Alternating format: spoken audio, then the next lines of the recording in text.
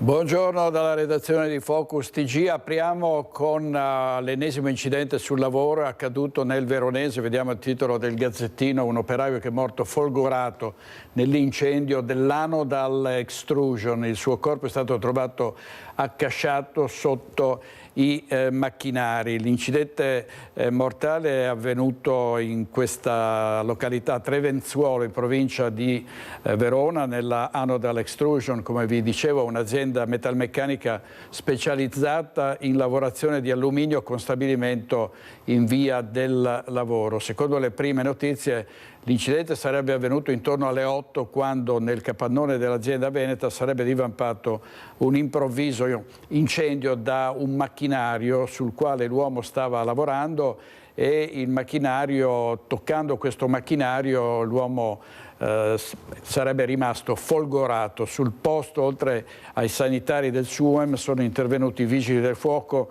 i carabinieri e i tecnici dello Spisal. E si è svolta l'autopsia del giovane 22enne Daniel Tafa, vittima di un incidente sul lavoro la scorsa settimana alla STM di Magnago. Gli esiti hanno riservato delle novità. Sentiamo. Posso confermare che Daniel non è morto sul colpo e Daniel ha avuto, come dire, un'agonia già certificata e già messa agli atti, ed è un elemento che, lo ripeto, se possibile rende questa tragedia ancora più pesante da accettare e ancora più difficile da comprendere. Sono queste alcune delle parole dell'avvocato difensore della famiglia Tafa, Fabiano Filippin, in merito all'esito dell'autopsia eseguita questa mattina sul corpo del 22enne Daniel Tafa.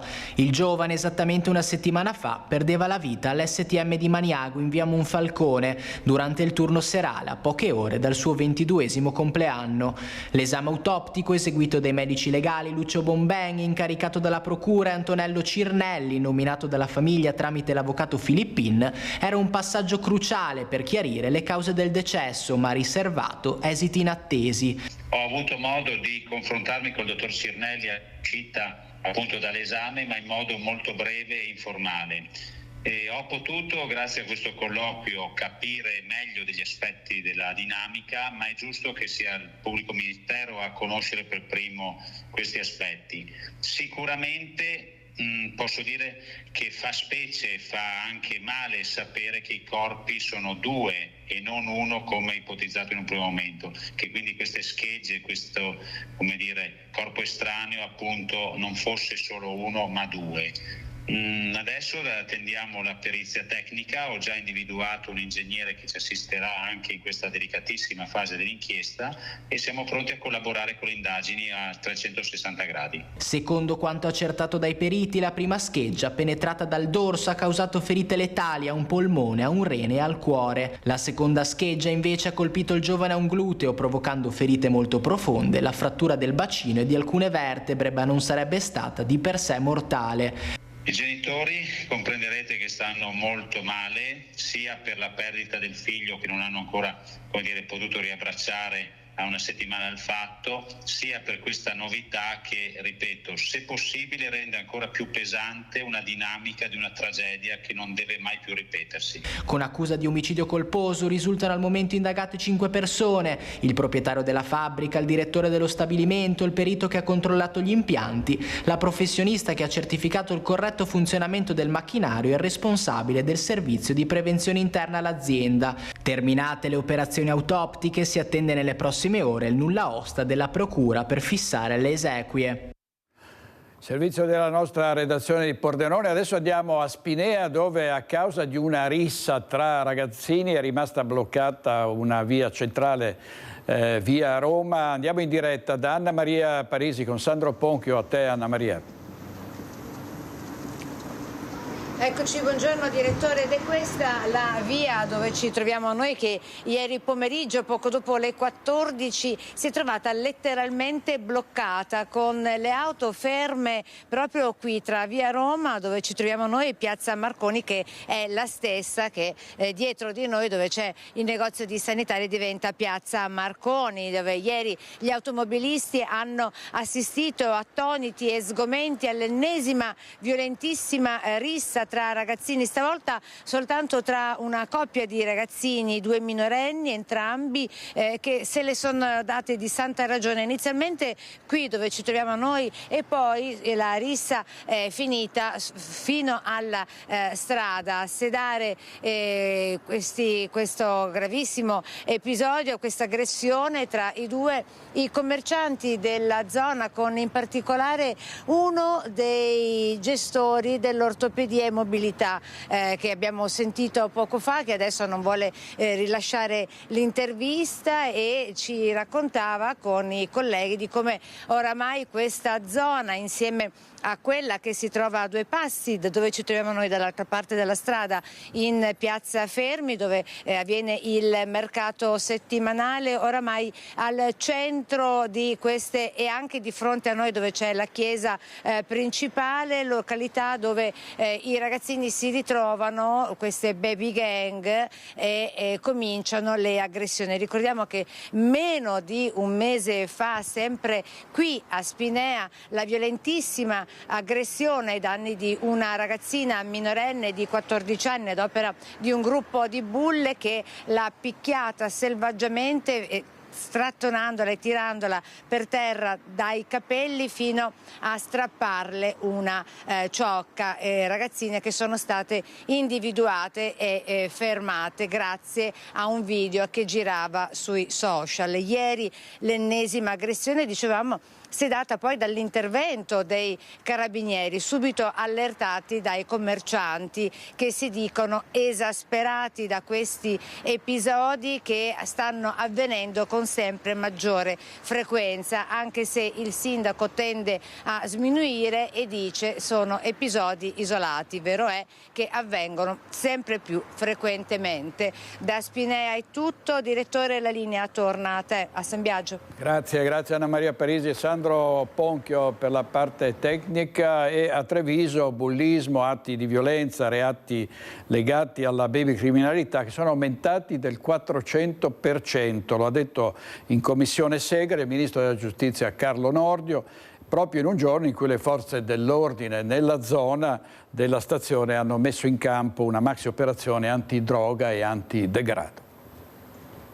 Grazie. In audizione in commissione Segre, il ministro della giustizia Carlo Nordio torna a parlare di Treviso e lancia l'allarme baby criminalità. A differenza di 2 mesi fa, quando definì il capoluogo della Marca una città in cui i cittadini hanno paura a passeggiare in centro il sabato pomeriggio, il guardasigilli descrive Treviso come molto tranquilla, ma cita una crescita preoccupante di reati commessi da giovanissimi. Sono, dice, quadruplicati. Nella mia Treviso, che è una delle città più tranquille del mondo, in quest'ultimo anno sono schizzati esponenzialmente, cioè sono aumentati del 400% quei piccoli reati, antipatici reati di bullismo, di vandalismo, di baby gang, eccetera. Non solo, sono aumentati qualitativamente. Queste sono cose che ci esplodono in mano.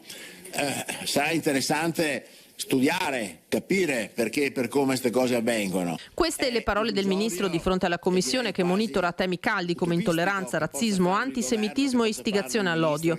Ragazzi, spesso minorenni, che arrivano a uccidere, come in via Castelmenardo, dice Nordio. Dito puntato nuovamente su Treviso, il sindaco Mario Conte incassa e abbozza, ma più che sul problema si concentra su quello che si sta facendo per contrastarlo. Mi riservo comunque di verificare anche i numeri che sono stati snocciolati per capire se Treviso è più o meno in linea con la media nazionale. Di sicuro però l'impegno che qui la comunità e le istituzioni ci stanno mettendo per affrontare il tema del disagio giovanile è totale, tant'è che sono appena rientrato da una maxi operazione dei carabinieri di prevenzione e di controllo antidroga proprio nel quadrante della stazione. Le forze dell'ordine hanno infatti messo in campo un vasto dispositivo antidroga nella zona dei giardini pubblici davanti allo scalo ferroviario e alle fermate degli autobus della MOM.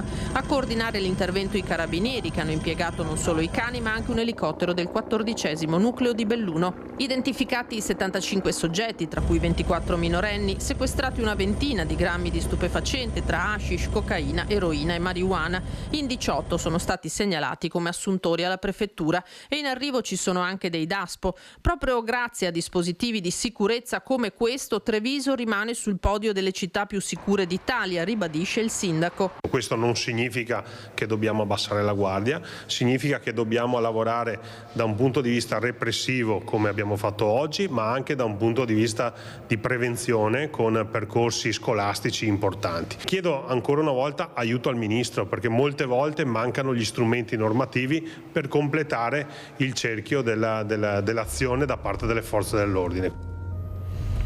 Avete visto Mario Conte e poi prima Carlo Nordio seduto vicino a Liliana Segre, la senatrice Liliana Segre, servizio di linea Paronetto. Andiamo avanti purtroppo ancora con le baby gang che sono scatenate anche in centro a Mogliano. Dopo aver ripetutamente rubato alcolici in un bar, i giovani hanno aggredito una pattuglia dei carabinieri, cioè si arriva fino a questo punto, ragazzini che aggrediscono i militari dell'Arma.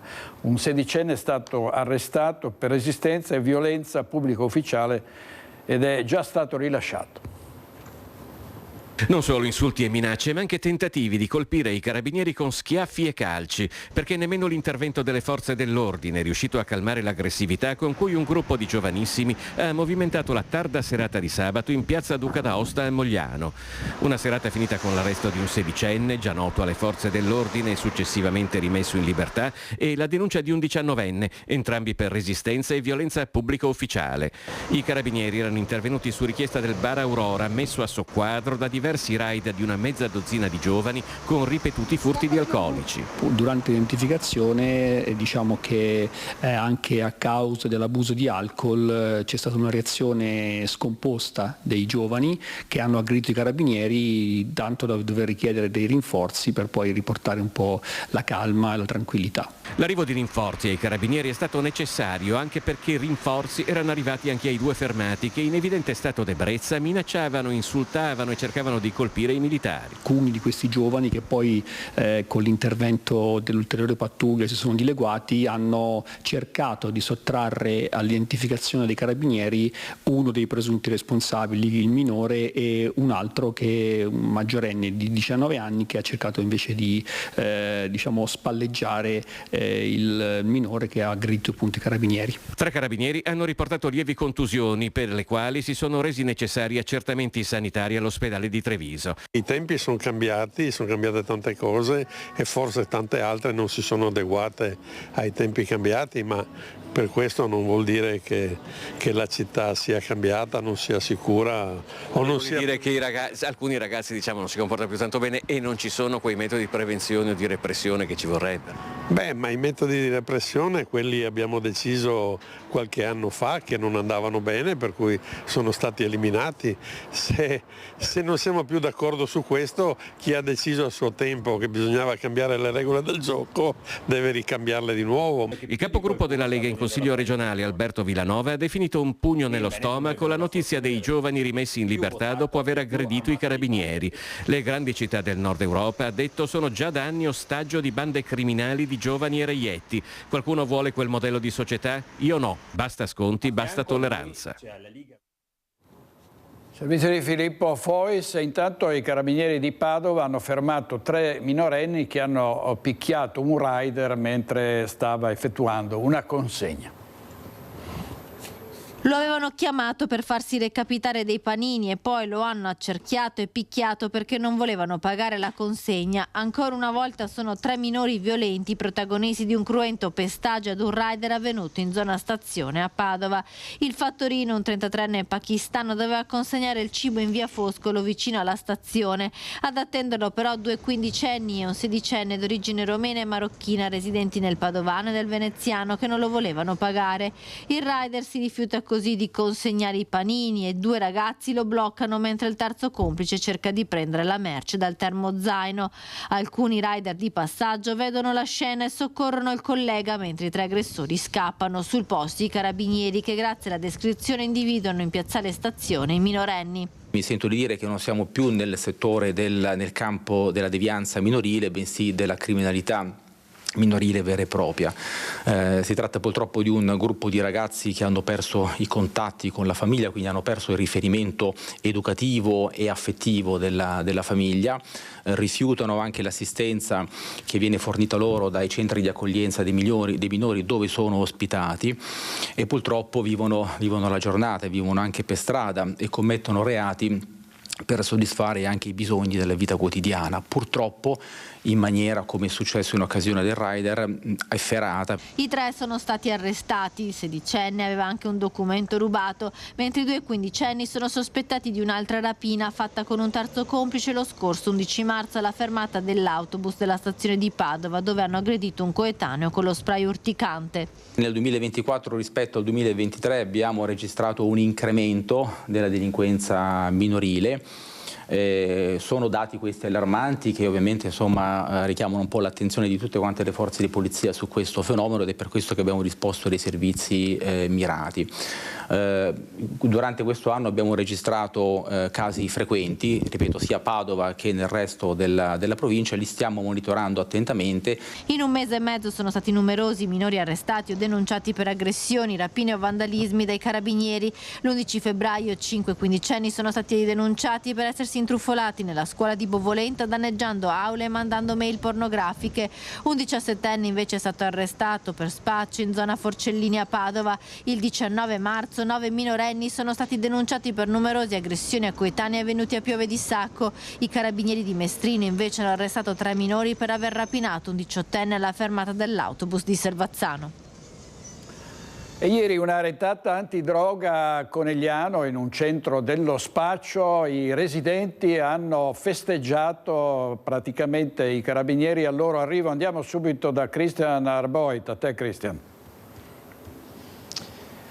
Proprio così, direttore, buongiorno a te e a tutti i telespettatori di Rete Veneta, anche da parte di Nicoletta Rizzetto. Una maxi retata contro lo spaccio con numeri record. Ieri questa zona di Conegliano, siamo in via Manin, quindi nell'Interland, a ridosso del centro, è diventata di fatto una grande zona rossa. Decine i carabinieri entrati in azione accanto all'unità cinofila di Torreglia e all'unità cinofila del comando di polizia locale del Coneglianese, agenti militari che hanno fatto irruzione in quella casa. Fra poco vi porterò. Una giornata concitata, è stata trovata tanta droga, fiumi di droga, 180 dosi di cocaina, 189 dosi di eroina, poi tante dosi di hashish e marijuana, 47.500 euro in contanti. Maxi retata che non è passata inosservata, così come non sono passati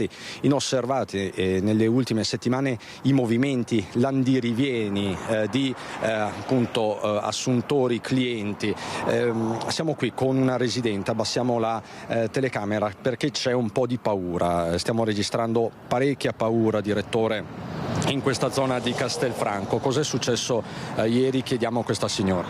È successo che c'è stata la retata ieri mattina presto, e quindi tante macchine, tante volanti, appunto l'unità cinofila che ha detto lei, e ci ha dato un po' di rincuoramento perché speravamo succedesse da tempo. Mi conferma che avete esultato? C'è chi ha anche applaudito dalle finestre? Sì, abbiamo esultato, però insomma con moderazione, per paura insomma, ecco, che sì. Perché ci sono state minacce in passato, ci sono stati episodi poco piacevoli. Sì, assolutamente sì. Lei stessa ha subito minacce? Sì, tanto tempo fa, però insomma la paura resta. Rimane. Senta signora, solo un'ultimissima cosa. Sì. Questo andiriviene voi lo avete registrato nelle ultime settimane, un aumento anche di clienti? Sì, diciamo che per noi ormai era quasi una routine, e comunque tanto andirivieni dalle 7 del mattino fino a tarda sera, quindi sì. Chi bussava a quella porta? Un po' di tutto, era misto, quindi qualsiasi ceto sociale, qualsiasi età. Professionisti, operai, imprenditori, di tutto? Un po' di tutto. Grazie signora, teniamo sempre abbassato la telecamera, grazie davvero. Percorriamo queste, cioè qualche decina di metri, direttore, e andiamo appunto verso la casa dello spaccio. Ti mostro dove avveniva questa attività, un'attività frenetica. Tra l'altro ci sta aspettando anche il sindaco di Conegliano Fabio Chiesa. Questa la casa, devi immaginare quindi questo andirivieni, macchine che si fermano, persone che vanno a contrattare, quindi un vero e proprio mercato. Sindaco Chiesa, siamo davanti a quella che è stata già ribattezzata la casa dello spaccio. Assolutamente sì, devo ringraziare la compagnia dei Carabinieri di Conegliano che finalmente ieri è potuta intervenire dopo indagini che duravano da mesi.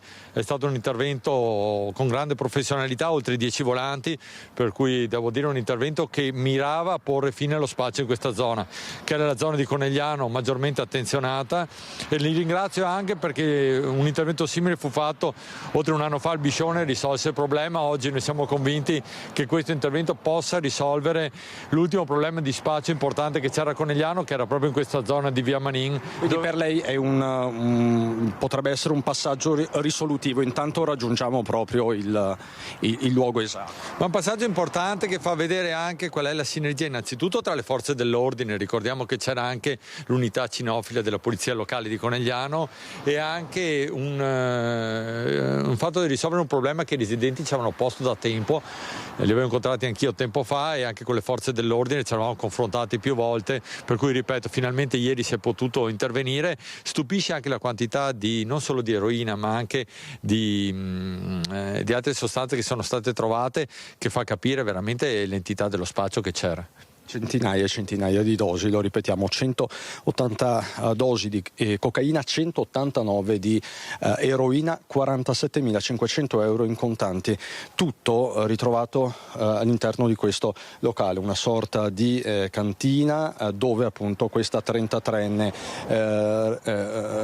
insomma abitava con un altro uomo, pare il padre, ma insomma stiamo verificando, e un altro uomo ancora che in questo momento risultano irreperibili. Dei vicini di casa ci dicono che forse il papà si trova in Gran Bretagna, in Inghilterra, insomma anche questo è un particolare che dovranno essere chiaramente le indagini a questo punto a stabilire, a verificare. Resta il fatto che è stato inferto un duro colpo allo spaccio. La 33enne in questione si trova chiaramente in carcere. Grazie sindaco Fabio Chiesa, chiaramente per ulteriori aggiornamenti li daremo nel corso delle edizioni serali dei nostri telegiornali. Direttore, con Nicoletta Rizzetto da via Manin Conegliano, ti restituisco la linea. Grazie molte Cristian, grazie a Cristian Arpoit che è sempre in prima linea sui fatti di cronaca. E adesso andiamo a proposito a Padova, dove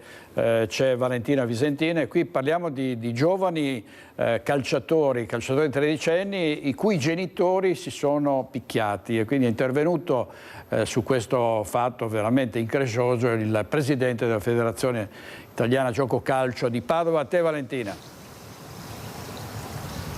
Sì, buongiorno direttore. L'ennesimo episodio di violenza nei campi di calcio, questa volta è avvenuta durante una partita under 13 l'Unione Clodiense e il Cittadella al stadio Sant'Anna di Chioggia, insulti e poi si è passati anche le mani, questa volta tra genitori, tant'è che la partita alla fine è stata sospesa. E purtroppo questo è uno degli ultimi episodi che abbiamo raccontato, perché sono sempre più frequenti le violenze, anche gli insulti razzisti come quelli avvenuti qualche mese fa nel campo contro alcuni giocatori del Real Padova. Ci sono stati provvedimenti, ma purtroppo la cronaca porta a raccontare di insulti anche pesanti alle arbitre donne e genitori che usano epiteti e insulti piuttosto violenti nei confronti degli avversari. Il presidente della FIGC di Padova, Claudio Pitarello, che è qui con me,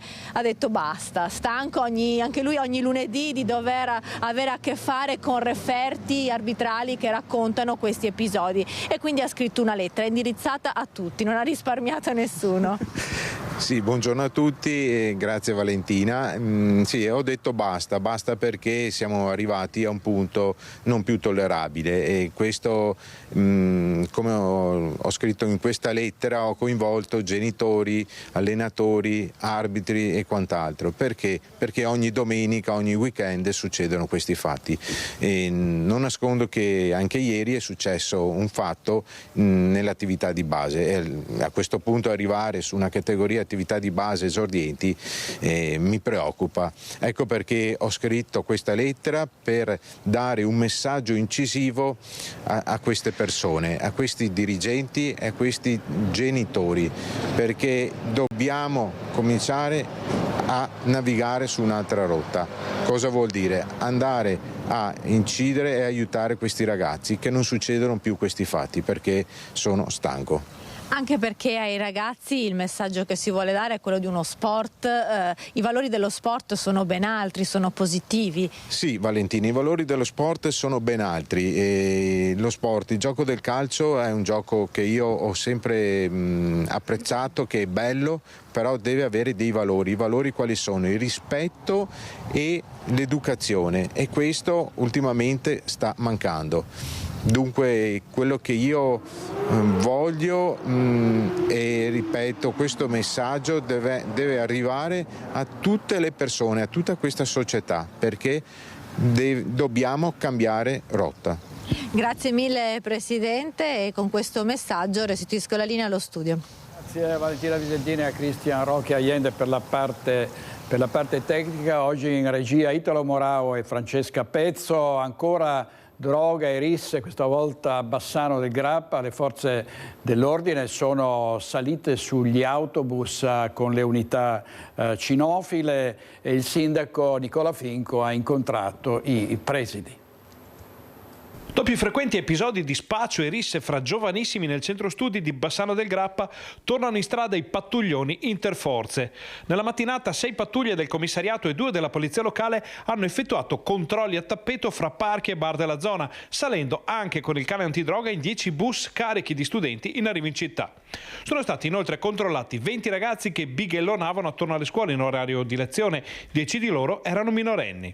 Nelle stesse ore il sindaco Nicola Finco ha incontrato i presidi degli istituti superiori cittadini e il comandante della polizia locale Giovanni Favaretto per fare il punto della situazione. Quello che ci hanno chiesto i presidi è di continuare questa linea anche in tarda mattinata, quindi durante gli orari di uscita, e poi ci hanno chiesto come amministrazione di implementare tutto il servizio di videosorveglianza, e su questo ci siamo presi un impegno ben preciso con una sola finalità, che non è quella di fare repressione ma prevenzione.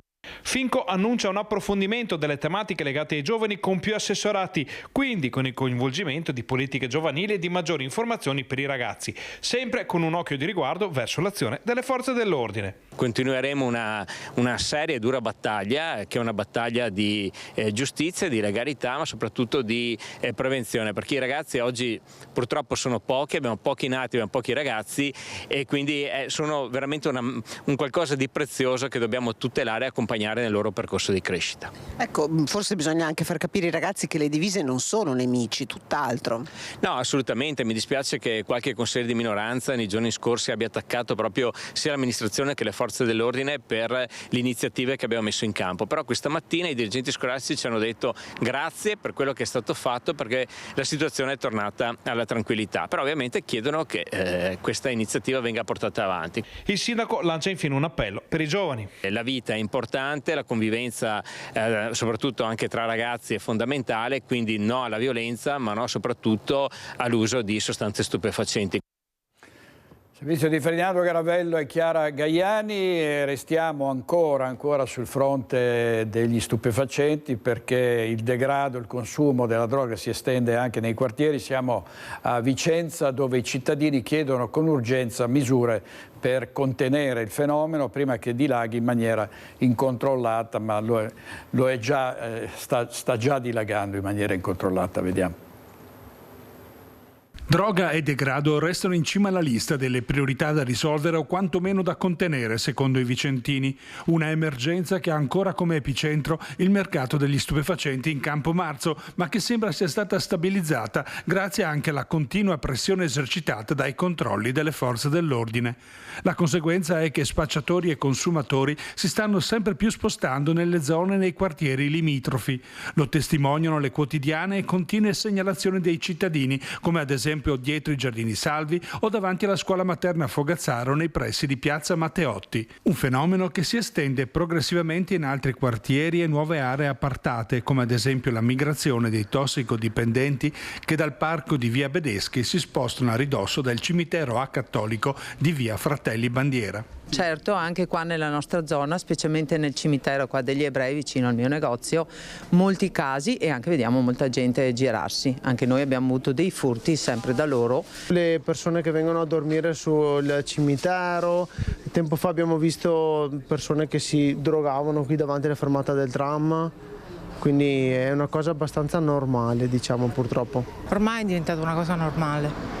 C'è qualcuno che dice che bisogna adattarsi, c'è chi invece si indigna e che deve... Assolutamente, bisognerebbe assolutamente fare qualcosa. Ma purtroppo le mie idee sono un po'... non le dico mai, sono un po' estremiste, quindi... Io non sono d'accordo quasi su niente di quello che succede. No, non credo che bisogna rassegnarsi, però bisogna veramente essere in tanti per poter contrastare il problema. Io ho 89 anni, no? È una tristezza. Non ci manca niente, si stanno rovinando il mondo. È tristezza. Perché guarda, la droga è entrata dappertutto. Anche gente non giovane. Secondo me bisogna fare un intervento, purtroppo. Siamo arrivati al momento che bisogna farlo l'intervento. Non è che dobbiamo sempre dire di no e nasconderci dietro un dito, non vale la pena, non ha senso. Sì, la situazione è talmente grave, ma purtroppo noi non possiamo reagire, dovrebbe il comune o chi di dovere mettersi davanti e fare qualcosa. Non si può più girare neanche per la città. Io abito in centro a Vicenza e purtroppo di sera non si può neanche più uscire.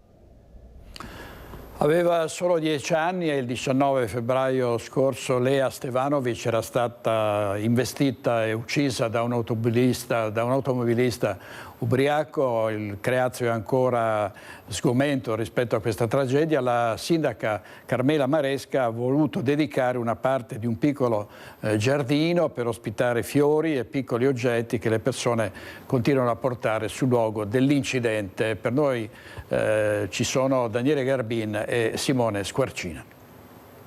Siamo a Creazio in Viale Italia, come il sindaco Carmela Maresca. Buongiorno. Sì, buongiorno a lei, buongiorno. Oggi è una giornata importante, abbiamo deciso di comunicare qualcosa che riguarda un tragico episodio che è avvenuto proprio qui, dalla parte opposta della strada, la morte di Lea Stevanovic, la bimba di 10 anni che è stata investita il 16 febbraio scorso e che dopo 3 giorni di agonia è morta all'ospedale. Insomma, un caso che ha unito 2 comunità, questa è Altavilla, e in questo momento avete anche deciso, che è talmente stato forte e importante, che avete deciso di voler lasciare un segno. Di che cosa si tratta? Qual è l'iniziativa? Sì, un segno tangibile. L'iniziativa è stata concordata con la famiglia della piccola Lea e con l'ufficio tecnico. Siamo usciti in sopralluogo la settimana scorsa per individuare un posto pubblico dove poter mettere la foto della bambina come desiderano i suoi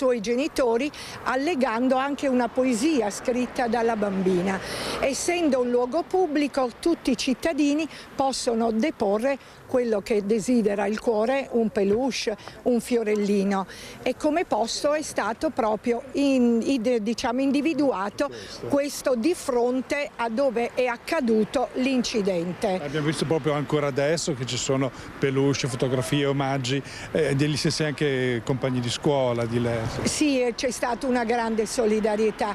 Guardi, questi sono momenti veramente di forte dolore. La perdita di un figlio è un dolore che non si può assolutamente cancellare, e quindi la comunità di Creazio ha dimostrato molta vicinanza alla famiglia, ognuno l'ha fatto proprio a modo suo, però c'è stata una grande sensibilità e un grande rispetto per la dignità di due genitori meravigliosi, veramente meravigliosi. Da quando è che verrà inaugurata? Avete già un'idea dei tempi? Allora, per i tempi, ieri in giunta abbiamo portato la discussione, perché è stata prima messa al protocollo, poi portata alla discussione in giunta, ora deve uscire l'ufficio tecnico, fare le dovute valutazioni, ma c'è grande disponibilità, quindi al più presto possibile. Una data certa non gliela so dire, ma nel giro di breve verrà spostato il cestino dalla parte opposta proprio per dare spazio,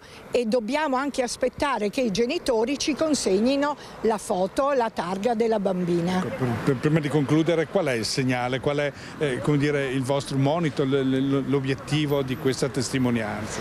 Allora, innanzitutto, come ho detto anche in tante assemblee pubbliche, raccomandiamo ai cittadini, va bene, il rispetto della sicurezza quando si è sulla strada, anche se non è stato un problema di velocità, ma di altra natura, e sappiamo benissimo, e non mi ripeto, però io dico, quando siamo sulla macchina evitiamo i cellulari, evitiamo le distrazioni che possono poi mettere a repentaglio la vita di una persona.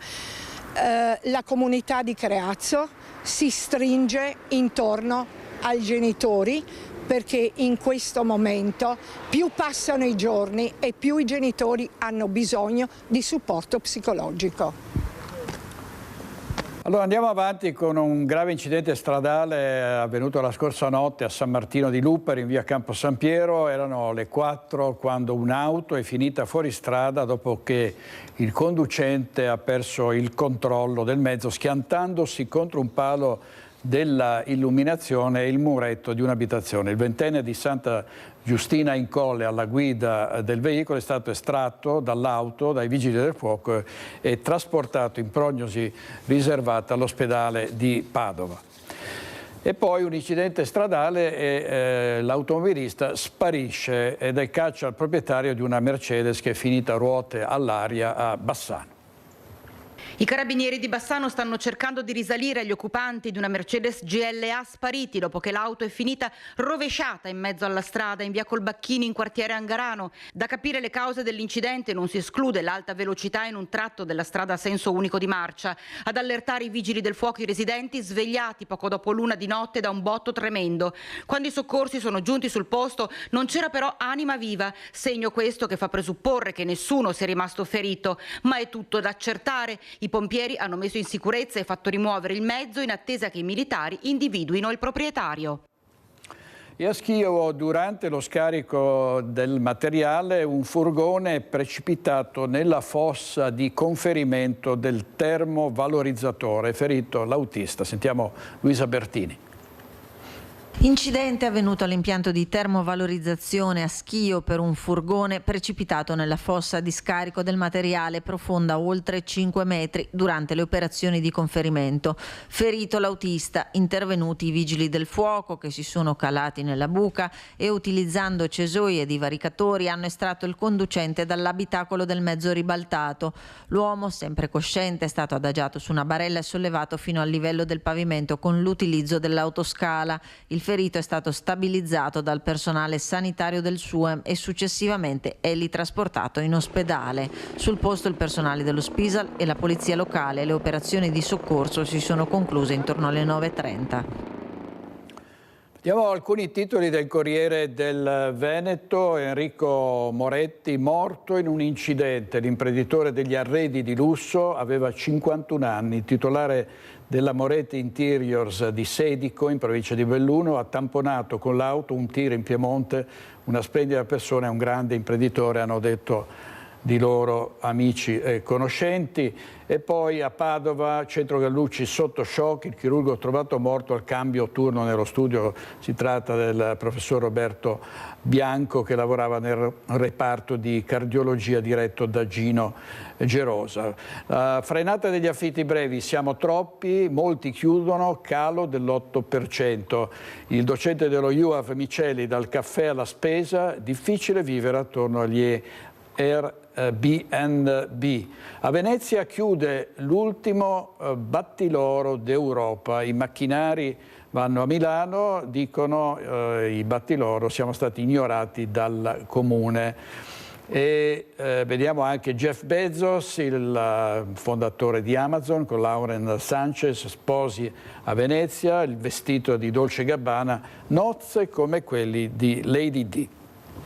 Torniamo alla cronaca. La cronaca nera: in carcere con l'accusa di omicidio volontario la 58enne triestina Erika Podmenic, arrestata ieri poco dopo il rinvenimento del cadavere dell'89enne Isabella Tregnaghi. La pensionata trovata morta con la gola tagliata nel suo appartamento nella zona del ghetto di Trieste.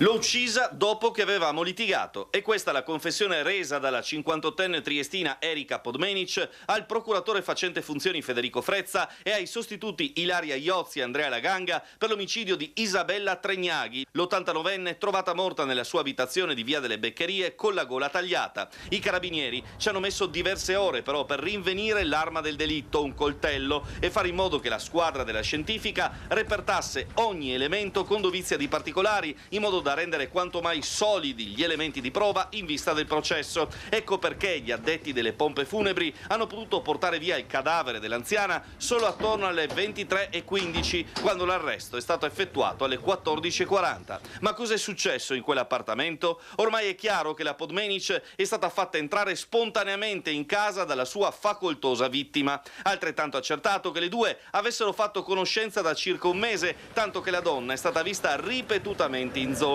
La pista d'indagine principale porta alla possibilità che la 58enne avesse tentato di circuire nel tempo l'anziana per derubarla. Stando a quanto filtra Erika, sarebbe già stata messa sotto osservazione per dei furti ai danni di anziani. La presunta assassina, ora in carcere con l'accusa di omicidio volontario, avrebbe però fatto qualche passo falso, al momento non ancora chiaro, una volta entrata nell'abitazione. Da lì è scaturita una colluttazione che ha lasciato i segni di alcune unghiate sul volto della donna, ora in arresto. Dunque la Podmenic avrebbe tentato di strozzare l'anziana con una sciarpa per poi prendere un coltello e tagliarle la gola standole alle spalle. Quindi si sarebbe cambiata gli abiti e preso vestiti e asciugamani sporchi di sangue, caricando tutto sulla sua Panda. Poi, evidentemente per evitare di buttarli nelle vicinanze, si è recata nei pressi del supermercato PAM di Campi Elisi, gettando tutto in un cassonetto. Nel frattempo però la figlia dell'anziana si era collegata da remoto alle telecamere installate nell'appartamento, ha visto la madre esanime ed ha allertato il servizio Televita. La catena dei soccorsi e il tempestivo intervento delle forze dell'ordine ha permesso di identificare in breve la sospettata, tanto che i carabinieri aspettavano già la donna sotto casa in via della Cereria al suo rientro dopo il blitz per disfarsi delle prove. Alla vista dei militari però la 58enne è scappata a bordo della Panda, una fuga durata meno di mezzo chilometro. Al semaforo di via Bramante gli uomini dell'Arma l'hanno accerchiata ed arrestata. E hanno fatto uscire una signora da questa Panda, diciamo bianca, una signora alta, con i capelli a caschetto, mi pare neri, l'hanno ammanettata e l'hanno portata via con le macchine, con le volanti, insomma. Il servizio di Marco Stabile della nostra redazione di Trieste. Adesso sentiamo la testimonianza di una signora che lavora in zona ghetto a Trieste. La testimone ha raccontato di aver visto la presunta assassina aggirarsi nella via e appostarsi proprio davanti alla palazzina dove abitava la vittima. Quindi questa donna col caschetto nero che si aggirava per questa zona, giusto? Lei l'aveva già notata? Sì, sì. Un paio di giorni fa era seduta sul muretto di fronte al portone, che c'è la finestra con il... E ogni tanto in Piazza della Borsa qua dietro comunque si aggirava un po' dappertutto.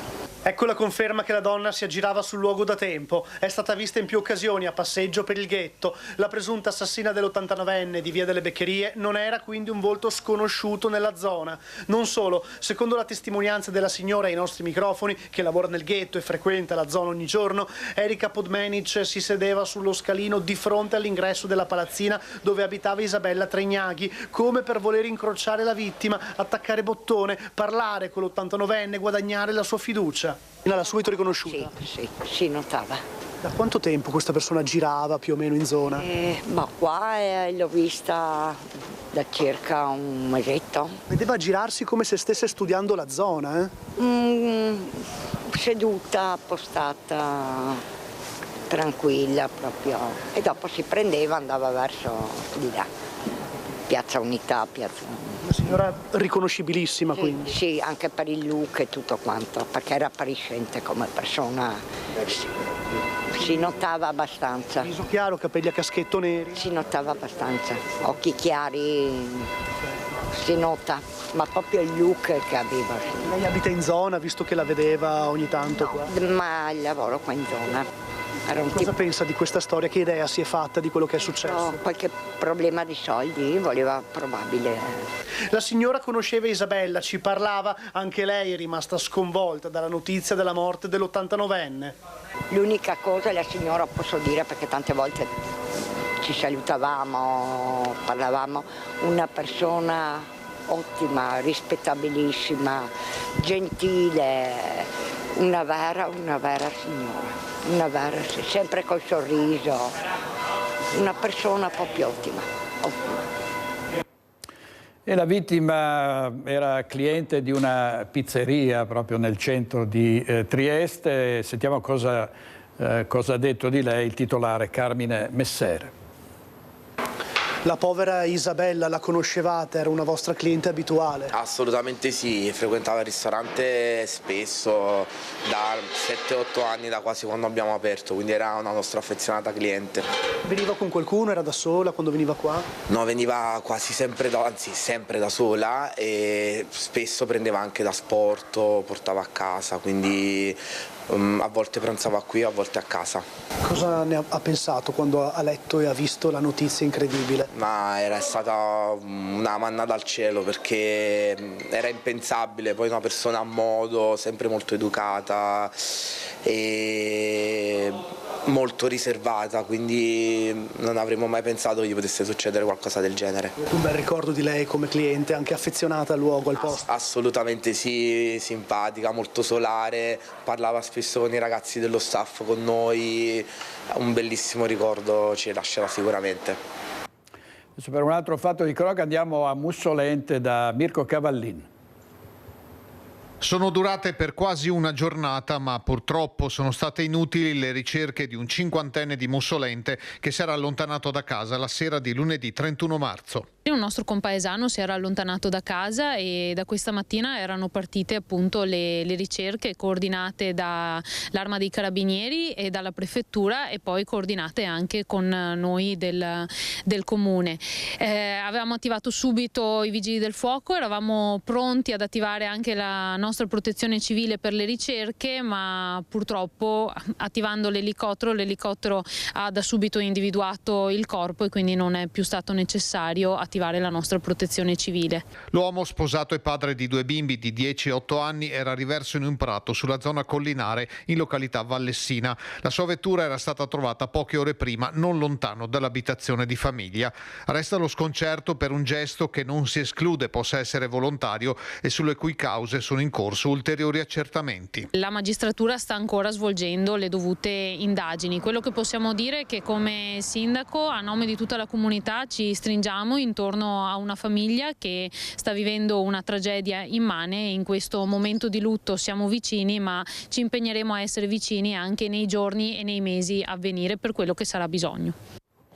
Sono state chiuse le indagini sull'ex prefetto di Padova, Francesco Messina, indagato per peculato. È stato chiesto il rinvio a giudizio. L'udienza è prevista il 19 di giugno.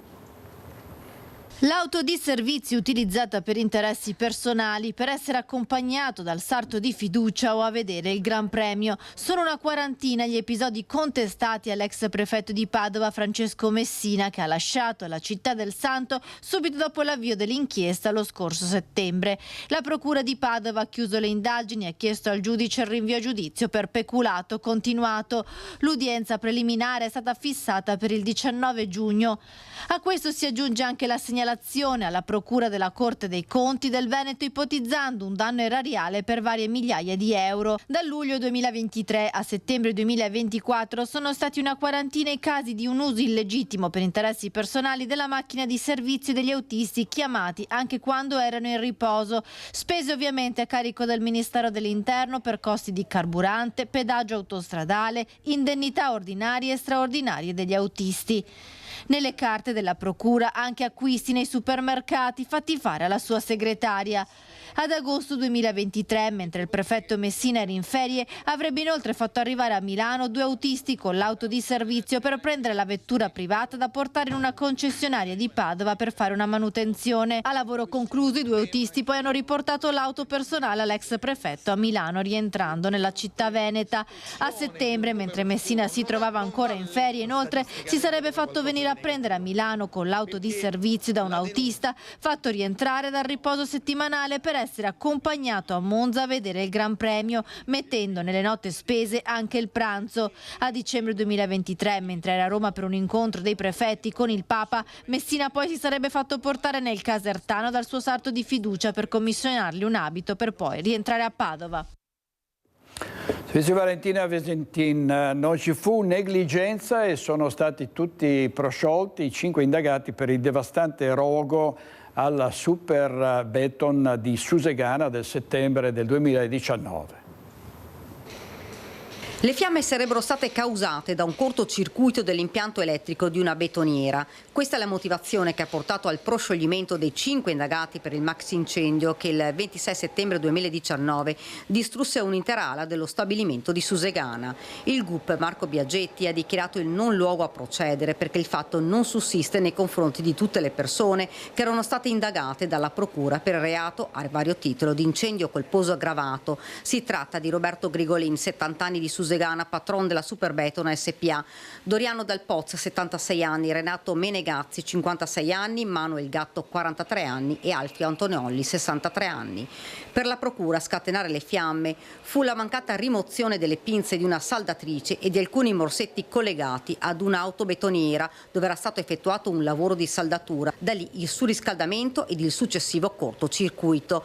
Ma le varie consulenze hanno dimostrato che non ci fu imperizia da parte degli indagati. Per il giudice non ci furono nemmeno responsabilità dovute alla negligenza. Il rogo fu accidentale. Decisiva per l'esito del procedimento è stata una consulenza che di fatto si è rivelata il fattore di svolta. Il rogo infatti sarebbe stato innescato dalla motrice del mezzo che per un errore di costruzione avrebbe avuto problemi nella cablatura, tanto da essere oggetto di una segnalazione del Ministero dei Trasporti proprio per casi di autocombustione successi in passato.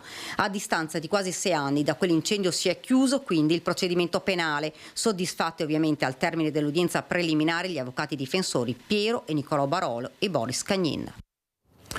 Servizio di Daniela Sizia, e arriva da Villorba una nuova segnalazione legata ai pasti nelle mense scolastiche. In un piatto di pasta servito alle primarie Marco Polo è stato ritrovato un pezzo di elastico giallo da ufficio. I rappresentanti dei genitori del plesso insieme ai commissari mensa fanno sapere che non si tratterebbe di un caso isolato, bensì l'ultimo di una serie di ritrovamenti avvenuti anche in altri plessi scolastici che hanno Dussmann come fornitore del servizio mensa. L'azienda fornitrice dei pasti è infatti sempre la stessa. Le famiglie esprimono forte preoccupazione per la qualità e la sicurezza del servizio di ristorazione scolastica. Per questa ragione è stata avviata una raccolta firme che sarà indirizzata agli organi competenti con l'obiettivo di sollecitare un intervento immediato e concreto per garantire standard qualitativi adeguati nel servizio mensa. La politica, vediamo l'apertura del Gazzettino di oggi, voto in Veneto, il risico delle manovre, vedete nella foto Luca Zaia e Vanessa Camani del PD, il governatore alla Lega, si sta parlando di questa prospettiva, e 6 assessori per Fratelli d'Italia, sarebbero complessivamente 10 gli assessori, e l'altra notizia è che sarà speso quasi 1 milione per rifare l'aula consiliare al Palazzo Ferrofini. I dazi scattano oggi, i dazi del 20% contro l'Europa, il Liberation Day, così l'ha definito Donald Trump. Sentiamo cosa ha detto di questo provvedimento degli Stati Uniti la presidente di Confindustria Veneto Est, Paola Carron. Prima ancora che vengano applicati, i dazi scuotono già i mercati europei. Dopo il lunedì nero delle borse, i timori delle imprese sono legati soprattutto al clima di incertezza intorno alle possibili ricadute che potrebbero esserci per le decisioni del governo americano. Una cosa è chiara a tutti: il mercato a stelle e strisce vale 7,3 miliardi, il secondo dopo quello tedesco e francese. Dal 2019 ad oggi per il Veneto è cresciuto quasi del 30% l'export verso gli Stati Uniti. Per questo sono temi che in qualche modo ci preoccupano. Al momento i dazi annunciati riguardano l'automotive, le importazioni di acciaio e alluminio, gli alcolici, ma il vicepresidente vicario della Camera di Commercio di Venezia e Rovigo mette in guardia non solo sugli effetti diretti delle tassazioni, ma anche su quelli indiretti in seguito alla loro applicazione ad altri paesi o a determinati prodotti. È evidente che, avendo noi un interscambio commerciale molto importante con la Germania, qualunque azione che vada a colpire la Germania ovviamente si ripercuote sull'Italia. Secondo aspetto non secondario, quando viene colpito l'automotive, non dimentichiamo che l'automotive già di per sé in crisi comunque è un driver. E alla vigilia del Vinitaly le aziende si interrogano su cosa succederà. Basti dire che per il solo prosecco, per le 3 denominazioni, il mercato USA corrisponde a oltre 150 milioni di bottiglie, pari circa al 25% dell'export totale. Siamo molto preoccupati, spiegano Stefano Bottega, presidente del gruppo vinicolo di Confindustria Veneto Est, e lo sono anche i clienti americani. I ristoratori non hanno più bottiglie e si trovano ad un costo molto alto. Ne sarebbe colpita tutta la filiera italiana e venete, ma va considerato anche l'impatto negli Stati Uniti. Sono a rischio molti posti di lavoro nella distribuzione, nella vendita e nella ristorazione. Aspetto, quello delle ricadute dei dazi sull'economia americana, che evidenzia anche la presidente Carrone, che spera in una riflessione del governo statunitense. Di certo, dice, la soluzione non può essere il muro contro muro, e come Gabbatto porta l'attenzione sulla ricerca di nuovi mercati e sulla capacità di resilienza delle imprese. L'America rappresenta quasi il 25% del PIL mondiale, la Cina circa il 16%, l'Europa complessivamente circa il 14-15%, quindi comunque vadano cercati anche altri mercati, non è sostituibile il mercato americano, vale un quarto del mercato mondiale. La domanda che io mi faccio è: cosa possono fare le nostre imprese? Sicuramente ampliare il raggio d'azione e quindi guardare ad altri mercati oltre a quello americano, e le nostre imprese hanno iniziato a farlo anche ben prima dei dazi. Io confido molto sulla grande capacità di reazione delle nostre imprese e quindi la capacità poi di adattarsi anche a nuovi mercati. E a poche ore dall'entrata in vigore dei dazi non c'è solo il mondo delle imprese ad esprimere le proprie preoccupazioni, ma anche la politica che invoca una risposta a difesa della nostra economia. I dazi rischiano di essere il terzo cigno nero dopo ovviamente il Covid, la guerra e adesso questa novità dei dazi. Siamo molto preoccupati, i dazi non portano mai bene, lo dimostra la storia dei dazi, soprattutto in un mercato globale come questo. L'export veneto verso gli Stati Uniti vale quasi 8 miliardi. I dazi rischiano di colpire diversi settori della nostra economia, dall'occhialeria al mobile. Ricorda Zaia, che auspica poi una risposta dell'Europa che possa affrontare il problema non in ordine sparso, ma in modo serio e compatto. Non possiamo considerare gli Stati Uniti dei nemici, dobbiamo dialogare con gli Stati Uniti e si investa piuttosto in una formazione di un vero e proprio asse tra l'Unione Europea e gli Stati Uniti, ma i dazi non ce li possiamo permettere. Alle considerazioni del presidente Zaia replica il segretario Dem Martella. I dazi di Trump, dice, rischiano di avere conseguenze devastanti per l'economia e le imprese venete. Oggi se ne accorge anche Zaia, dopo che lui e tutta la sua maggioranza hanno fatto il tifo tifo per Trump. Noi da tempo diciamo che è necessario un intervento per difendere le nostre imprese, per difendere il nostro export. Questo intervento deve avvenire in sede europea con forza e decisione per impedire questa folle guerra commerciale. La guerra commerciale, si parla di questo, si parla anche molto di questi tempi delle riforme istituzionali, del premierato. L'associazione Io Cambio arriva in Veneto per parlarne con i giovani. Sentiamo Marco Marturano. Buongiorno Marturano. Buongiorno direttore, ben trovato. Grazie. Allora, grazie a lei, di cosa si tratta? Sono incontri con i giovani? Qual è l'obiettivo di Io Cambio? Allora, l'obiettivo di questo percorso in particolare, che oggi fa tappa a Monselice e ieri ha fatto una piccola tappa anche a Ponte San Nicolò, è quello di, diciamo così, utilizzare anche le riforme come una leva per attrarre i giovani nei confronti della politica, perché lei sa meglio di me in Veneto, come in tutta Italia, quale sia la situazione della partecipazione in questo momento, no? Alle europee dell'anno scorso abbiamo visto raggiungere la cifra record del 49 circa per cento di votanti, e i giovani sono quelli che partecipano di meno.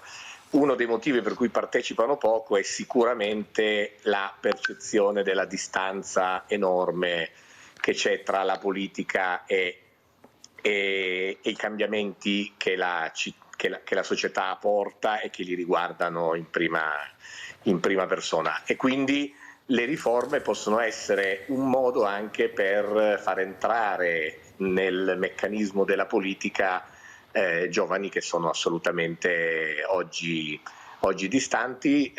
Questo incontro in particolare di questa sera è stato organizzato a Monselice nell'aula Studia Dedalo con l'associazione giovanile Dedalo di Monselice. In generale questo percorso nel Padovano di questi giorni è organizzato con l'associazione Liberi Network di Federico De Paoli e avrà un follow up, diciamo, in seguito anche in università a Padova nei prossimi mesi, anche in una interlocuzione con il mondo accademico. Senta Marturano, qui ovviamente si è parlato anche sabato al convegno della Lega a Padova dell'autonomia, la Lega che vuole tornare alle origini, che continua a insistere sulla la madre di tutte le riforme, così l'ha definita Luca Zaia. Avete riscontri su lo slancio a favore dell'autonomia che dura da 7 anni a questa parte, perché il referendum si era svolto il 22 ottobre del 2017, è passato molto tempo, è ancora viva la richiesta di autonomia nel nord-est, secondo lei? Allora, secondo me sì, e devo dire la sensazione, poi oggi direttore lei lo sa bene e tra l'altro lo dicevate proprio precedentemente a questo nostro collegamento, oggi è il D-Day, no? L'ha chiamato Trump, riferendosi ai dazi. Lo dico direttore perché penso che c'è bisogno, proprio in una situazione così delicata, che in una regione come il Veneto e anche oltre il Veneto in tutta Italia toccherà gli interessi di tantissime imprese, ma poi le imprese vogliono dire i lavoratori e i cittadini che acquisteranno beni a partire dai servizi, ma per arrivare ai prodotti che rischiano di costare molto di più, e quindi tutto questo può essere un vero disastro se si realizza, no? In un contesto del genere c'è bisogno sempre di più sia di stabilità di governo, cioè di decisioni certe come quelle che prendono le regioni e i comuni, e quindi qui si va verso l'utilità del premierato, sia di sempre più autonomia per favorire la possibilità delle regioni di essere, come dire, non indipendenti, perché questo la Costituzione, neanche la riforma lo dice ovviamente, ma di avere più forza nell'affrontare un contesto internazionale che, soprattutto per regioni così internazionalizzate come il Veneto, non lo si può affrontare con le armi spuntate di oggi, no? Esattamente, grazie molte al dottor Marco Marturano. Ricordiamo allora a Monselice stasera l'appuntamento alle 20:30. Esattamente, alle 8:30 mentre interisti e milanisti guardano il derby. Va bene, grazie, arrivederci dottore, arrivederci. Grazie. Un saluto direttore. Grazie, arrivederci. Allora vediamo sempre sui dazi come la pensano i trevigiani, sentiamo. Domani ci sono i dazi, saremo più povereti. Ottimo, bene, ne manca quei per andare alla grande, non so. Diventeremo più poveri? Sempre, è normale. Sempre peggio. Comanda euro, fa tutto euro. Mio Don Evodi, avrei piacere che si difendessero qua in Italia. Demo peso o demo meglio? Secondo te? Peso. Mi credo che essere uniti tutti insieme si fa qualche cosa, se no altrimenti non si fa niente. Non siamo già poveri. Una bella fregata, in tutti i casi, guarda. E ora, la guerra, tipo all'asilo, lui mi ha dato un pugno e ora dato che ti mi fa pagare tanta roba, adesso te faccio i dazi, dai. Ma insomma, alla fine saremo tutti più poveri? Mi penso di sì. Speriamo di no, però. Poveri siamo e poveri diventiamo sempre di più. Se va avanti così, che tutto aumenta e i stipendi sono sempre quei. E pensione ancora manco. Aspetta che non faccio brutte robe. Bisognerà concordare, cercare di trattare, eccetera, eccetera. Penso che la soluzione che sia. Con questi dazi qua ci sono meno soldi per tutti? Sì, e abbiamo paura della guerra. E ora finiamola in Italia.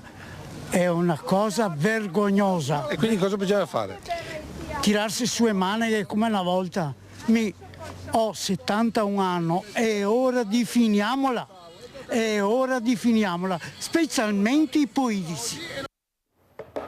È ora di finiamola, specialmente i politici, così i trevigiani sui dazi che scattano stasera alle 22. Andiamo in pubblicità con i nostri registi Italo Morao e Francesca Pezzo e torniamo subito.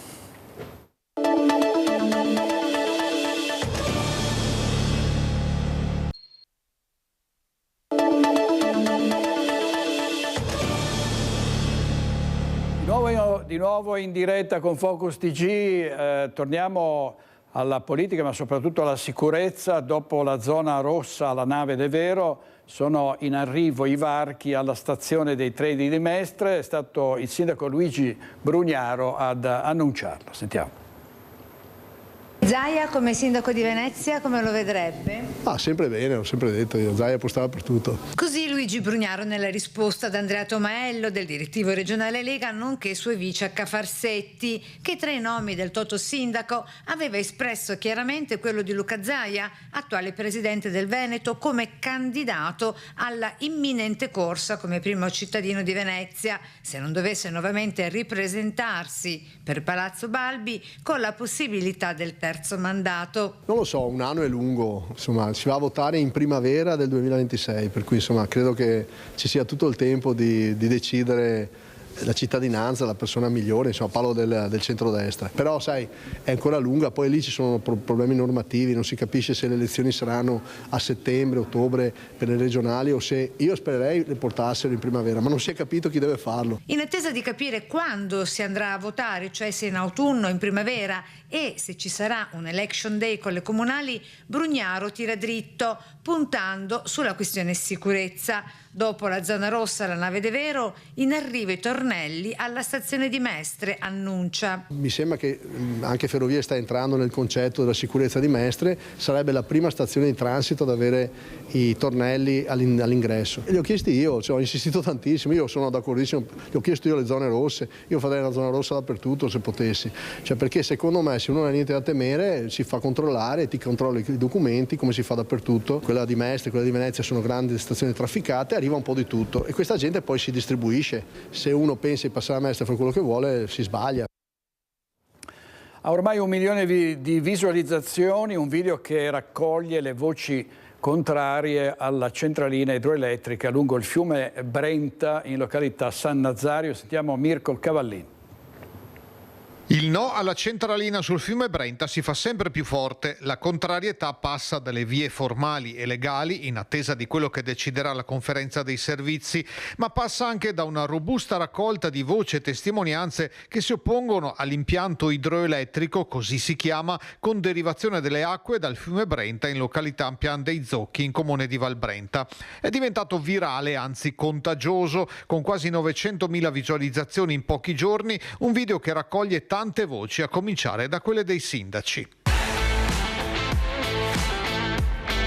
Nessuno magari è contrario alle pale eoliche, però magari messe in piazza San Marco, per noi il Brenta in quel tratto è piazza San Marco, abbiamo medaglie olimpiche, abbiamo un'attività di canoa importante. L'impatto sociale e ambientale che quest'opera avrebbe sul territorio è confermato anche dagli sportivi che qui si sono allenati. Il fiume Brenta è la mia seconda casa, è da tantissimi anni che vengo qua ad allenarmi e quindi ci sono molto legato. In più è uno, a differenza di dove facciamo le gare negli ultimi anni, è uno dei pochi fiumi naturali che sono rimasti. Se non ci fossero più le condizioni, i miei 60 ragazzi all'anno non verrebbero più in Valsugana, andremmo in altri luoghi dove poi ci si può allenare. Dicono no i centri didattici, i pescatori, le persone con disabilità, le pazienti oncologiche. Se questo dovesse succedere, anche la nostra attività ne risentirebbe assolutamente, ed è un'attività importante per noi perché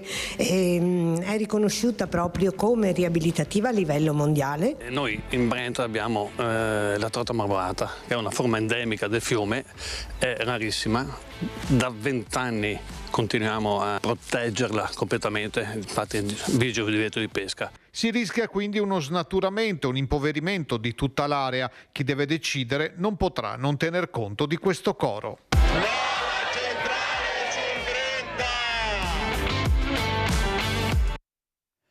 Allora, torniamo ai dazi, andiamo in diretta a Valdobbiadene dove c'è Cristian Arboito, ovviamente preoccupazioni tra i filari del Prosecco. A te Cristian. Ansia, letteralmente ansia, direttore, perché la posta in gioco è alta e altissima. Nelle scorse settimane vi abbiamo raccontato i timori dei consorzi, dei produttori, ma chiaramente ci sono in ballo dei territori quando parliamo di Prosecco, e oggi ne abbiamo scelto uno in particolare, forse uno dei più simbolici, quello di Valdobbiadene. Siamo sul colle di San Floriano, da qui la vista è meravigliosa e Nicoletta Rizzetto ve la mostra sostanzialmente, quindi filari, imprese, cantine. Qui con noi il sindaco di Valdobbiadene Luciano Fregonese. Sono ore di ansia, sindaco, non possiamo utilizzare altri termini. Sono ore di attesa, sicuramente c'è ansia da parte soprattutto dei numerosi produttori. Anche in questi momenti è assolutamente importante che le istituzioni, i consorzi, la politica, insomma, si facciano sentire, siano compatte a sostegno di tutti, e poi insomma anche per governare queste fasi delicate che richiedono comunque una freddezza, una capacità poi di prendere delle decisioni conseguenti. Il dato politico è chi è che si deve muovere? È l'Italia, l'Europa intera? Perché di questo si parla proprio in queste ore. Ma nessuno può sentirsi escluso, anzi, laddove è stato dimostrato anche in passato, quasi ogni anno c'è stato un attacco al mondo della produzione del Conegliano Valdobbiadene di OCG e del Prosecco in generale, laddove le istituzioni a livello comunale, regionale, nazionale, europeo hanno lavorato in squadra assieme ai consorzi e alle associazioni di categoria e ai produttori, ne siamo sempre usciti vincenti. Deve essere così anche in questo caso, nessuno deve sentirsi escluso. No alle partite in solitaria? Assolutamente no, questo mai, e soprattutto in questi casi. Ecco, senta sindaco, ci può dare qualche dato? Quante imprese operano nel territorio solo di Valdobbiadene? Imprese non solo vitivinicole ma in generale agriturismo, c'è un censimento? Sono centinaia, immagino. A Valdobbiadene abbiamo 650 aziende agricole. Chiaro, per la gran parte sono piccoli produttori e conferitori di uva a cantine più grandi, e comunque su 10.000 abitanti avere 650 aziende agricole è un numero che parla da sé. Poi abbiamo un centinaio di strutture ricettive e una cinquantina di strutture ristorative, e tutto ruota attorno all'enoturismo. Per fortuna negli ultimi anni, anche grazie al riconoscimento patrimonio dell'umanità, il turismo si è esteso anche al turismo sportivo, culturale, non solo enogastronomico, ricreativo, e quindi una diversificazione che va sempre bene. E anche turisti americani da tutto il mondo. L'essere stato riconosciuto patrimonio dell'umanità ci ha così posto in una platea mondiale, arrivano da tutto il mondo, quindi sono tutti assolutamente importanti. Ecco, non so se Trump la sentirà, ma che appello si sente di lanciare? Che appello parte oggi verso Washington dalle colline del Prosecco? Di OCG. Io non so se sono titolato a fare appelli al Presidente degli Stati Uniti, ma è una provocazione sicuramente sì.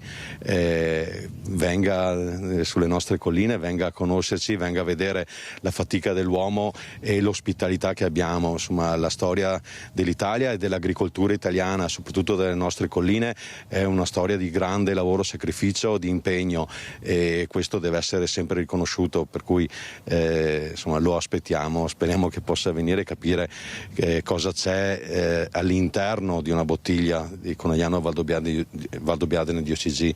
C'è una storia, una cultura, una tradizione, non è solo un prodotto alimentare, assolutamente. Insomma, Salvini ha invitato J.T. Vance, il vicepresidente alle Olimpiadi di Milano Cortina, lei invita Trump, lancia il cuore oltre l'ostacolo qui nelle colline del Prosecco. Ecco, le Olimpiadi invernali del 2026 saranno un altro grandissimo appuntamento anche per le nostre colline, quindi se ci sarà la possibilità in quell'occasione di far conoscere anche le nostre colline a tutti gli americani, insomma, noi siamo qui ad aspettarvi e ad accogliervi con la ospitalità che le nostre terre sanno dimostrare. Grazie Sindaco Fregonese. Direttore, chiaramente nelle prossime ore staremo a vedere quali saranno le determinazioni di Washington in materia di dazi, in materia di vino. È chiaro che qui la posta in gioco è davvero alta. Dal Colle di San Floriano a Valdobbiadene è tutto. Con Nicoletta Rizzetto ti restituisco la linea con questa fotografia. Grazie a Cristian Darboit. Non ci sono dazi, almeno per ora, per la musica. Saluto e ringrazio molto un grande talento della musica, il violinista Paolo Tagliamento, un grande talento che può vantare una formazione internazionale, gira il mondo da anni, ha 28 anni, è un violinista di primissimo livello, acclamato nei teatri di tutto il mondo. Grazie Tagliamento, grazie maestro. Grazie molte. Intanto diciamo subito che il suo violino è del 1701. Sì, è un violino che ha una certa età, naturalmente. Sì, bresciano, di una famiglia di liutai importanti del periodo d'oro poi della liuteria italiana, Rogeri, Pietro Giacomo, figlio di Giovanni Battista. Fantastico. Vediamo una foto del maestro Paolo Tagliamento con un mito, no? Uto Ughi, un violinista che tutti conoscono e che tutti ammirano. L'ha un po' presa sotto la sua ala, se ben ricordo, no? In qualche modo siete... Sì, il maestro Ughi è stato molto generoso, disponibile, e anche nel condividere la sua esperienza, insomma, le sue conoscenze privatamente, è stato ed è un grande onore, insomma, ho imparato molto dal contatto con lui e devo dire che è stato un privilegio poterlo conoscere così da vicino e avere questo contatto, insomma, con lui. Ecco, poi un altro grande con cui Paolo Tagliamento ha studiato, ha suonato, Salvatore Accardo, no? Sì, per un anno transitorio tra l'Italia e l'estero, sì, sono stato dal maestro Accardo a Siena e a Cremona. Ecco, adesso Paolo Tagliamento parte con un tour che la porterà dove, maestro? Sì, partiremo la prossima settimana con un tour mozartiano assieme al grande maestro Andrea Marcon, organista, clavicembalista e direttore d'orchestra, acclamato in tutto il mondo come uno degli esponenti di punta, soprattutto della prassi esecutiva barocca, direttore già di importantissime orchestre internazionali barocche, tra cui l'Orchestra Barocca di Venezia. E avremo questo tour di 5 date in diversi teatri italiani, a partire da un teatro non in Veneto, ma bellissimo, Teatro delle Muse di Ancona. Per poi tornare invece in Veneto, a Belluno, a Vicenza, a Legnago e a Verona. Le date saranno dal 7 al 12 di aprile, quindi fra poco, il 7 ad Ancona, l'8 a Belluno, il 9 a Vicenza, il 10 a Legnago e il 12 a Verona, nei teatri, Teatro delle Muse, Teatro Comunale di Belluno, Teatro Comunale di Vicenza, Teatro Salieri di Legnago e Teatro Ristori di Verona, tutti bellissimi teatri, con un programma appunto tutto mozartiano. Nella prima parte il primo concerto per violino, opera veramente una perla della giovinezza di Mozart, scritto a Salisburgo nel 1773, era 17enne, quindi, se non vado errato, è veramente uno dei grandi capolavori del periodo giovanile. Concerto per violino orchestra numero 1, ne ha scritti 5. Dopodiché in realtà il programma comincia con il Te Deum di Salieri, grande compositore veneto di Legnago proprio, al quale è dedicato il teatro.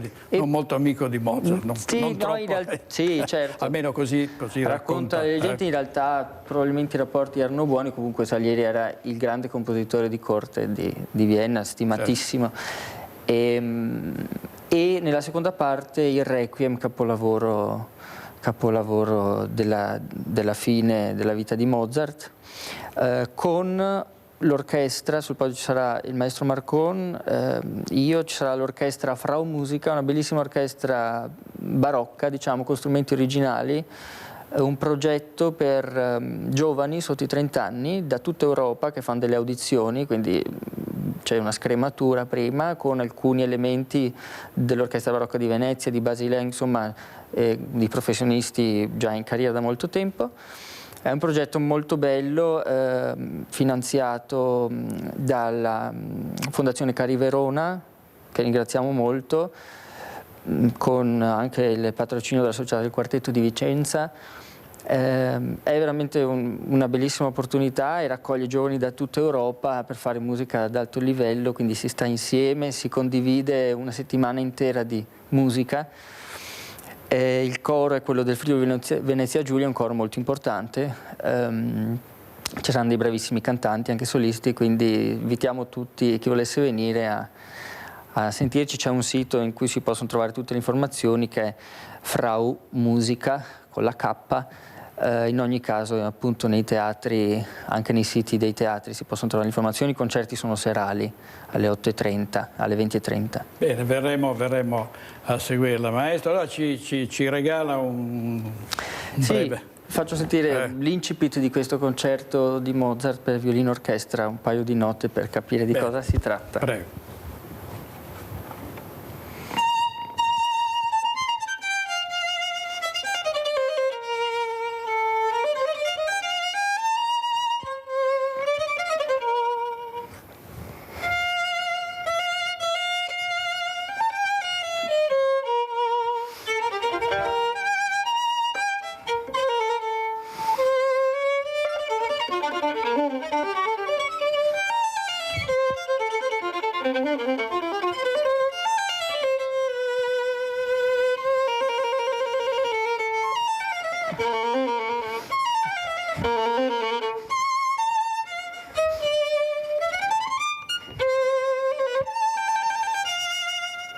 Grazie. 2 note proprio. Grazie a voi.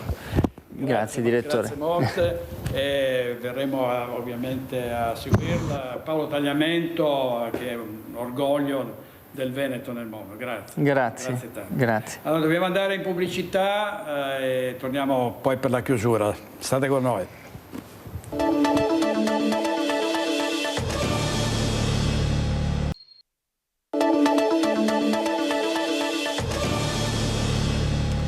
Ancora tantissimi complimenti al violista Paolo Tagliamento, che ci ha lasciato il suo ultimo CD con sonate di Brahms, CD che vale la pena proprio acquistare. Qui suona al pianoforte il maestro Mamikon Nakapetov.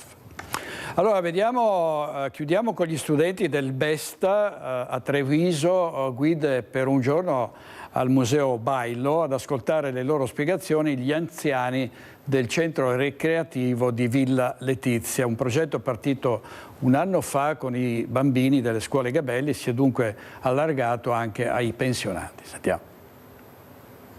È un pittore a cui piace dipingere velocemente e dà un'importanza particolare all'utilizzo della luce nei ritratti. Studenti dell'Istituto Besta, guide per un giorno, progetto realizzato in collaborazione con il Museo Bailo e il Comune di Treviso, coinvolte nell'iniziativa alcune classi dell'indirizzo Servizi per la Sanità e l'Assistenza Sociale. È cominciata lo scorso anno, avvicinando i bambini delle scuole elementari, e quest'anno si è arricchita appunto anche delle persone anziane. Oggi abbiamo gli associati di Villa Letizia. Diciamo che con loro è da anni che stiamo collaborando sotto vari aspetti. Oggi però c'è l'arte al centro del nostro incontro. Prima hanno studiato le opere, poi hanno redatto un libretto, grazie appunto al Comune e al Museo, e nell'ambito di questo progetto hanno anche ideato e realizzato un laboratorio per gli anziani. Com'è interagire con gli anziani? Bellissimo, trovo che siano persone pure e genuine e appunto sono molto contenta di questa opportunità. Secondo te è più facile con gli anziani che con i coetanei? Molto più facile con gli anziani, sì, perché sono molto più comprensivi, molto carini e insomma sì. Forse neanche tra nonni e nipoti tante volte non si trovano come tra i ragazzi e gli anziani che non si conoscevano prima.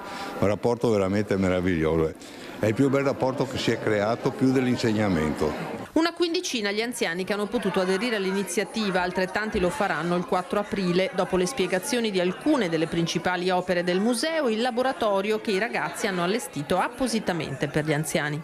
Questi libretti, realizzati con la pittura da noi, insieme alla professoressa, ci hanno permesso di costruire un libretto anche interno dove le persone potranno disegnare o scrivere qualche ricordo della giornata di oggi.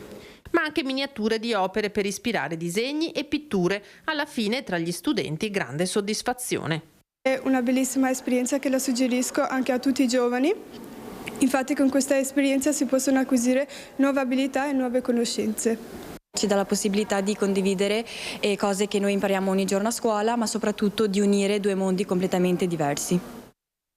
Servizio di Lina Paronetto ed è tutto per oggi. Gli ospiti di questa sera nell'arena di Focus: Claudio Borgia, Leopoldo Bottero, Nicola Fantuzzi, Lucrezia Favaro, Alessio Morosin, Giacomo Nilandi, Laura Puppato e Stefano Trubianna.